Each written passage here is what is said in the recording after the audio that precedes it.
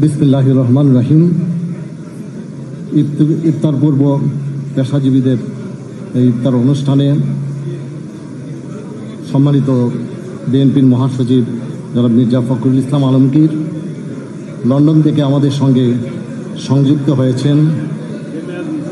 এদেশের জাতীয়বাদী শক্তির ঐক্যের প্রতীক বিএনপির ভারপ্রাপ্ত চেয়ারপারসন জনাব তারেক রহমান, উপস্থিত সুধীমণ্ডলী, এখানে বিশিষ্টজনেরা বক্তব্য দিয়ে গেছেন। আপনারা জানেন যে আমাদের দেশনেত্রী বেগম খালেদা জিয়া 15 বছর আগে গণতন্ত্র পুনরুদ্ধারের আন্দোলন শুরু করেছিলেন। সেই আন্দোলনের প্রাথমিক বিজয় হয়েছে, দেশ ফ্যাসিবাদ মুক্ত হয়েছে। আমরা এখন গণতন্ত্রের জন্য অপেক্ষা করছি।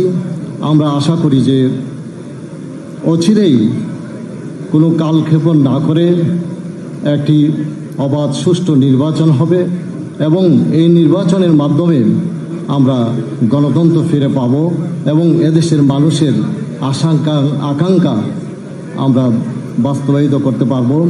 আমরা অপেক্ষা করছি। আমাদের দেশনেত্রী এখন লন্ডনে আছেন, তিনিও ফিরে আসবেন এবং ভারপ্রাপ্ত চেয়ারম্যান জনাব তারেক রহমান আজ প্রায় অনেক বছর ধরে বিদেশে নির্বাসনে রয়েছেন।